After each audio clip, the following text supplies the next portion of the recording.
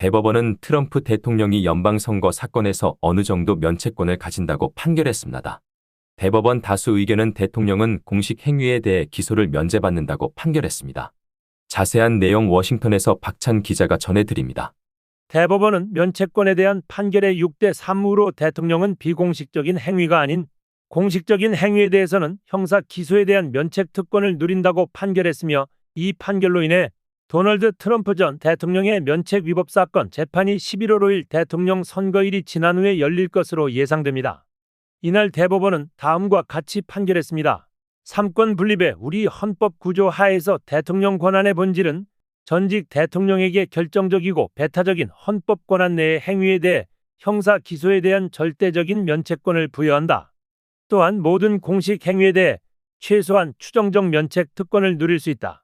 그러나 비공식적인 행위에 대한 면책 특권은 없다라고 판시한 후 7월 1일 결정문을 추가 심리를 위해 사건을 지방법원으로 돌려보냈습니다. 존 로버츠 대법관은 다수 의견을 작성했으며, 클라렌스 토마스, 사무엘 알리토, 닐 고서치, 브렛 카바노 대법관이 전체 의견에 참여했습니다. 에이미 코니 바렛 대법관은 의견의 일부에 참여하면서 자신의 동의 의견을 제출했습니다. 소니아 소토마요르 대법관은 케탄지 브라운 잭슨 대법관과 엘레나 케이건 대법관이 참여한 반대 의견을 제출했습니다. 아울러 잭슨 대법관도 반대 의견을 제출했습니다. 이날 판결문이 발표되는 순간 트럼프 전 대통령은 대법원의 결정에 대해 SNS 트루스 소셜에 글을 올리면서 "우리 헌법과 민주주의를 위한 큰 승리입니다. 미국인인 것이 자랑스럽습니다. 라고 환영의 글을 굵은 문자로 올렸습니다. 이번 판결은 판사들이 최종적으로 인정한 것보다 더 광범위한 형태의 면책을 요구한 트럼프 전 대통령에게 부분적인 승리를 안겨준 판결입니다. 트럼프 전 대통령은 의회가 탄핵하고 유죄 판결을 내리지 않는 한 자신의 공무상 행위에 대해 형사 기소가 면제된다는 판결을 내려달라고 법원에 요청했었습니다. 타냐 처특한 워싱턴 DC 지방법원 판사는 미국 연방순회양소법원과 마찬가지로 대통령이 형사 기소에 대한 면책 특권을 누린다는 생각을 거부했습니다. 이번 사건에 대해 4월의 구두 변론에서 보수적인 판사들은 추가 사실 확인 절차를 위해 공적 및 사적 행위가 무엇인지에 대한 지침과 함께 사건을 워싱턴 지방법원으로 환송할 준비가 되어 있는 것으로 보였습니다. "우리는 시대를 위한 규칙을 쓰고 있다라고 닐 고서치 판사는 구두 변론에서 말했습니다. 그와 케탄지 브라운 잭슨 판사는 모두 트럼프 전 대통령 이외의 사건에 대해 우려하고 있음을 분명히 밝혔으며, 이로 인해 법원은 대통령의 공식적인 행위를 구성하는 것이 무엇인지에 대해 고심하게 되었습니다. 이번 사건의 주요 쟁점들은 존 사우어 변호사가 트럼프 전 대통령을, 마이클 드리벤 전 법무부 차관은 잭 스미스 특별 변호사를 변호했습니다. 가장 최근에 대법원이 대통령 면책 특권에 관한 주요 판결을 내린 것은 1982년 닉슨 대 피츠제럴드 사건입니다. 이 판결에서 법원은 대통령이 직무 외적인 영역에 속하는 행위에 대해 민사 책임으로부터 절대적인 면책을 받는다고 판결했습니다. 이번 대법원의 판결로 인해 대법원은 부통령의 인증 절차 감독에 영향을 미치려 한 트럼프의 혐의와 관련된 기소가 행정부의 권한과 기능을 침해할 위험이 있는지 여부를 1심에서 평가하라는 지시를 내리고 사건을 워싱턴 DC 지방법원에 돌려보냈습니다.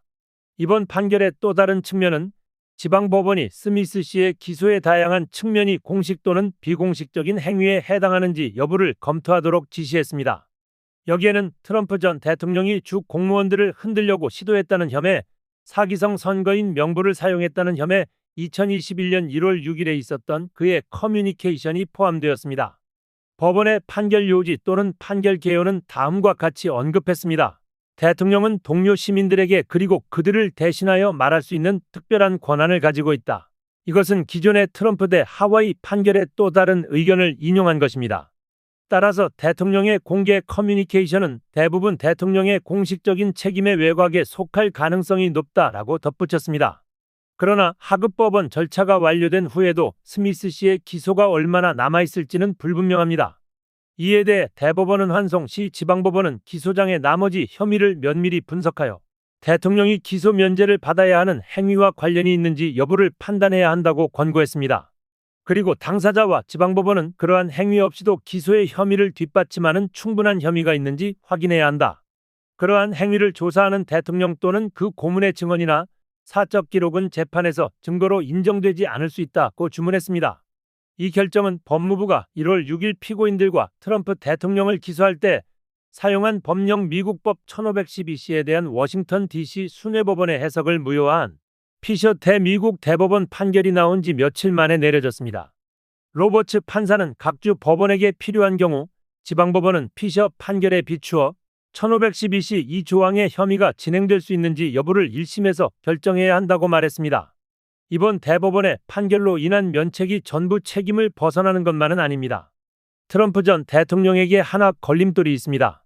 트럼프 전 대통령 행위에 대한 면책 여부는 트럼프 전 대통령이 형사 기소된 사건 중 대선 결과 뒤집기 시도 2건과 퇴임 후 기밀자료 보관건에 관련이 있습니다.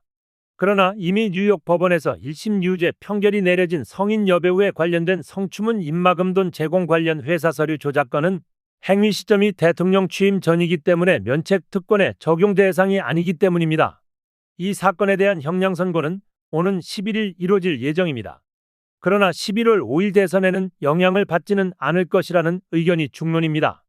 그 판결은 1심이기 때문에 최후 판결은 대법원의 결정에 따르기 때문에 상당한 시간이 지나야만이 종료되기에 그 시점은 대통령 선거가 끝나고도 긴 시간이 필요할 것입니다.